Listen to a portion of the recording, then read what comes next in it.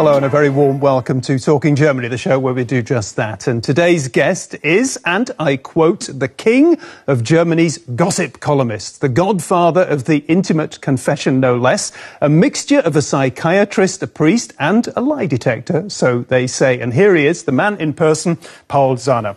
Hello. Paul, thank you very much for joining us today, coming up from Munich to Berlin to be with Talking Germany.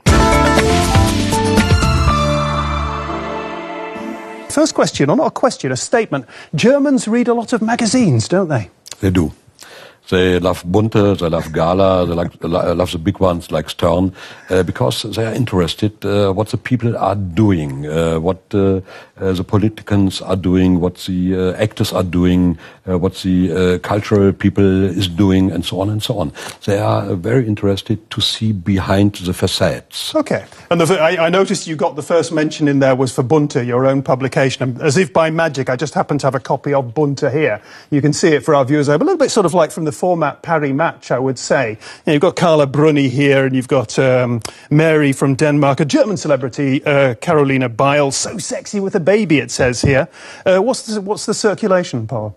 We have 800,000. We print 800,000, and I would think that we have 4 million readers. Nearly. 4 million readers, okay. And it's, let's be honest, it's all about celebrities, isn't it? Pardon? It's all about celebrities. Yeah, it is about celebrities from sport and culture and politics and, of course, showbiz and, yeah, that's right. And are German celebrities different from celebrities elsewhere? I would say it's easier to make interviews with people from prominent people from England or from the United States because they don't ask you. So if you make an interview with us, so give it to us, and we will look what is what has not been printed, and that's a big problem. In Germany, you have to give every interview to the people. And is that something that's happened in recent years? Yeah. Yeah? I think it started when Spiegel magazine made an interview a lot of years before with Genscher, who was... the former German foreign minister, Hans-Dietrich Genscher. Exactly, yeah.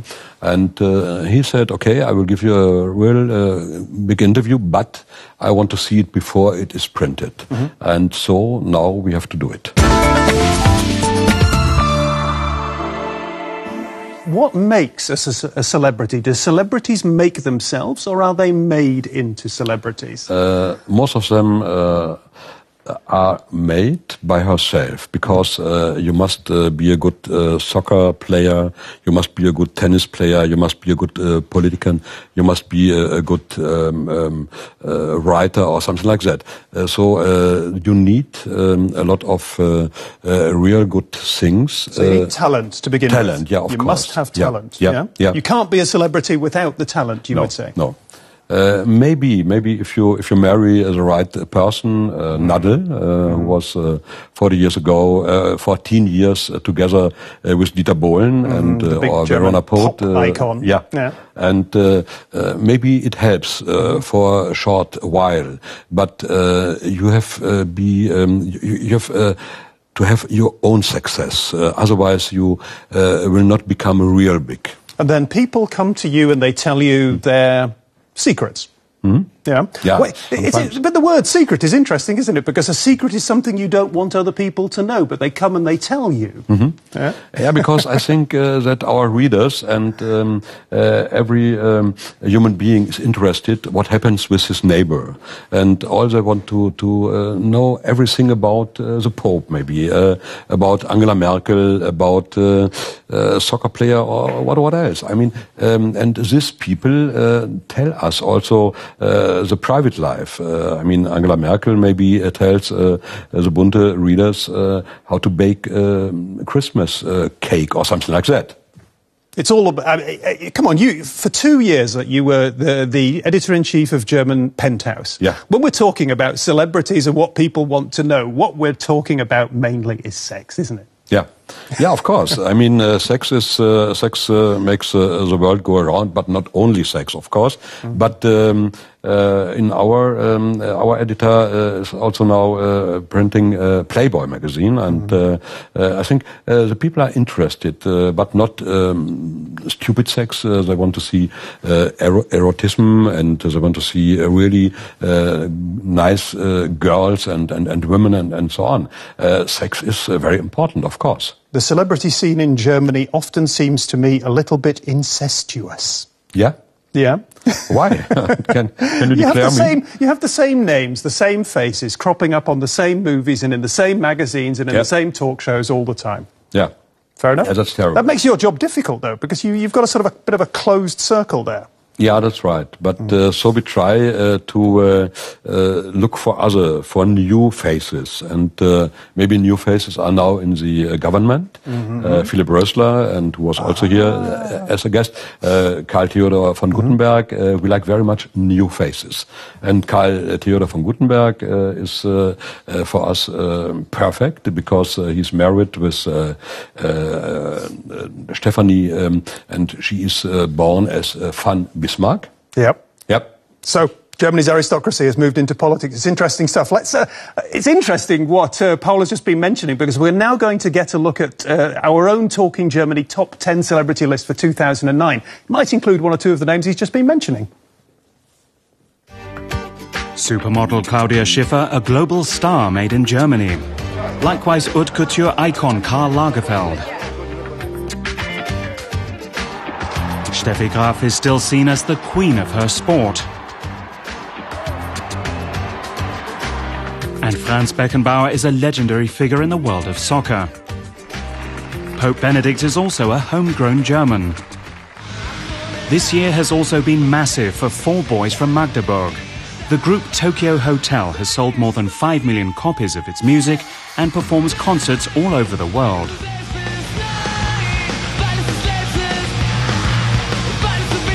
But as the band found out earlier this year, being in the global spotlight has its dangerous side. A group of French stalkers harassed the musicians for months, delayed work on the current album, and even provoked fisticuffs. Things didn't go too well for Michael Schumacher either. His planned Ferrari comeback failed this year, and instead of the usual winning pose, the motor racing star was thwarted by a neck injury that left him unable to drive. But there's someone you can always rely on: Boris Becker. The former tennis ace entertained Germans with the soap opera of the year. After splitting up from his partner, the model Lili Kersenberg, in 2007, and announcing his engagement to Sandy Meyer-Wulden shortly afterwards, he ended up marrying Lili after all in June 2009.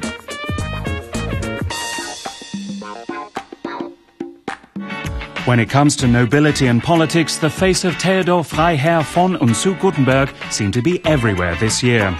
It remains to be seen whether the new defense minister can cut the mustard on the international celebrity circuit. In any case, he can expect stiff competition from Germany's new foreign minister, Guido Westerwelle. And from 36-year-old Philipp Rösler, a recent guest here on Talking Germany, and now Germany's new health minister. It's not a bad showing, but when it comes to celebrities, Germany can't compete with the sheer volume of megastars produced by countries such as the US or Britain. We finish on Franz Beckenbauer there. A lot of Germany's international stars are sporting stars. Why is that? Because soccer is very big in Germany, and also the English people say, okay, you can play against Germany, but Germany will win, and it's like that. And Beckenbauer is really, we call him the Kaiser, and I just was last weekend together with him, and if you go with him and the people run around and want to touch him and want to... Is that true? Yeah. Yep. Yeah, I've been around Franz Beckenbauer a couple of times, but it was in sort of, settings where the public was shut out a little bit, but he was pretty much left on his own. I was going to say, because, for the Anglo-Saxon countries, there's a sort of a hyper-excitement around celebrities. Let me give you an example. Recently here, I got out of a plane at Tegel Airport here in Berlin, and one of Germany's big pop idols, music idols, Herbert Grönemeyer, perhaps the biggest star in German music, he got off the plane in front of me with just a little bag in his hand and wandered out into the public area. And I could see people looking at him and thinking, oh, there's Grönemeyer. But nobody raced up and touched him or anything. The atmosphere is a little bit more sort of low-key, I think, in Germany than elsewhere, wouldn't you say? But let me say, if David Beckham is in England, the people surround him. Hysteria. Yeah. It depends. I mean, Boris Becker, I'm very often also privately together with him, and if he's going to a city, the people say, hey, look at that, Boris himself, and so on and so on. And also with his wife now, she's pregnant, and I mean, he is a big star, and also Steffi Graf is a big star, and she lives now in America. And so in the last edition of Bunte, I made an interview with Boris Becker about Andre Agassi, because he wrote about drugs and so on and so on. And now I hope that I can get a double interview with Boris Becker and Andre Agassi, speaking about that, because in the book, Andre Agassi don't write very friendly about Boris Becker. Let me ask you this. Like you, I've interviewed quite a few sort of very prominent people and been in the presence of an awful lot more. And there's only been one or two or three in my time who, when they come into the room, everything stops. And everybody in the room knows somebody's arrived. Yeah, I think one person that comes to mind for me was Herbert Von Karajan, the conductor here in Berlin. Yeah, and from the world of sport, Martina Navratilova. She was, what a presence, that woman. Who are the people like that you have come across? You mean in Germany, or you mean in my career? I mean, where everything in the room stops. Nelson Mandela. I never found the same with another people. Maybe with the Dalai Lama, of course. But Nelson Mandela is fantastic. I mean, he's now more than 90 years old. But I visited him 10 years ago. I was together with Michael Jackson in his residence in Cape Town, and he was fantastic.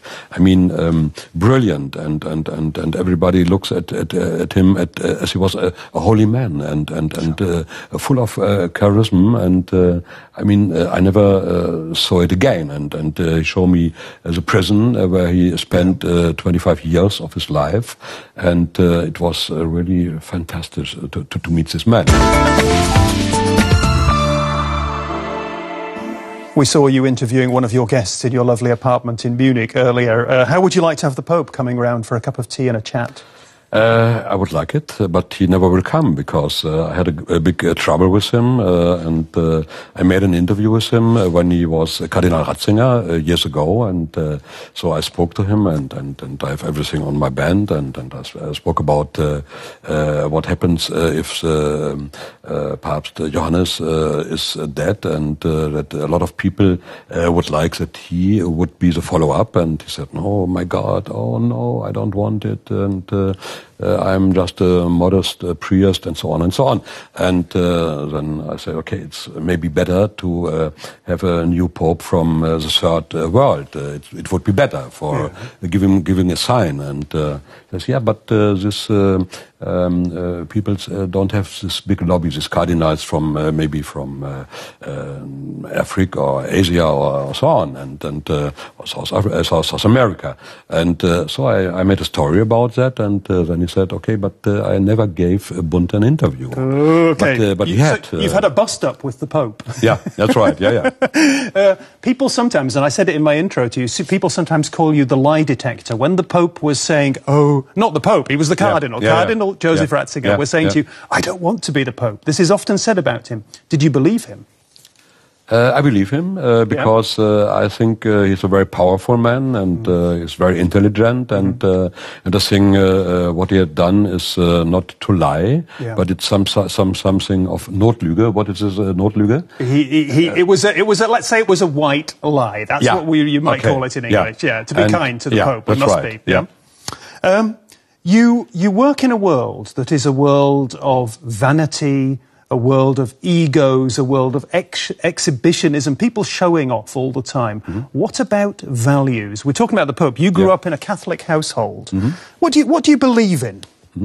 I believe in everything what makes a man better, or somebody better, for especially me, and I believe that I have to have a good life, and I believe in things the Dalai Lama taught me to be good for the people, to looking for peace for everybody in the world, and so spiritualism is important for you. Yeah, Of course, yeah. Spiritualism is, I know, important for your daughter as well. Yeah.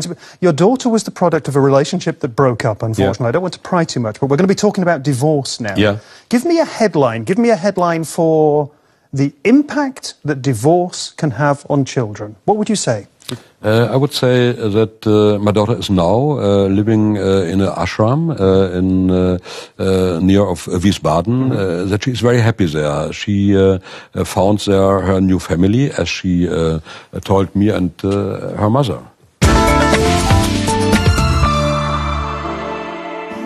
That's clearly a very painful experience for that woman. There's no doubt about it. This is Paul Sahner, the private person now. Tell me about your relationship with your daughter, how that has gone through changes since the breakup and her pain as a result of that experience. Her mother and me, we separated when Annabelle, my daughter's name, was 2.5 years, and it was very hard for her. And so I don't saw her... I couldn't see her when I wanted to see her, and so when she was 8 years old, it becomes better. And when we went to the Olympic Games in Atlanta, and so we were visiting some friends, and then it becomes much better. And then we were very close, and then we spoke about everything. And now she decided to go in this ashram, and where she is very happy. And she was a lot of months in Kathmandu and teaching poor kids in English and so on and so on. What she is doing is a totally other way that I prefer. I'm in the shikimiki world and the smart set. That's right, yeah. But she is, and I'm very thankful that she is like that. That she is doing some things, and maybe one day I will go with her to India or to help the people, or to Africa or where else. Sounds good. On that note of reconciliation, we must move, I'm afraid, Paul Sahner, to the end of the show. In our time-honoured tradition, we have a Talking Germany quiz. I give you two, possibilities, two options. You give me a quick answer. Truth or legend? Truth. Vanity or modesty? Bonfire of Vanity was never my opinion. Three possibilities. Beckham, Becker or Beckenbauer? Beckham, because he has Victoria, and Beckenbauer has Lily, and Beckenbauer has Heidi, but I would prefer Beckham. We've talked about politicians. Here are two to conjure with. You've already mentioned her, our own Federal Chancellor, Angela Merkel, or President Obama, Barack Obama. Who's the biggest celebrity? Is Angela Merkel a celebrity? She is, but she could be better if she would take her husband, who is a very attractive man. He could play in James Bond, I would say, and she should take him to the television oftener, and maybe it would be better. Your favourite all-time celebrity? Greta Garbo. Greta Garbo, great one.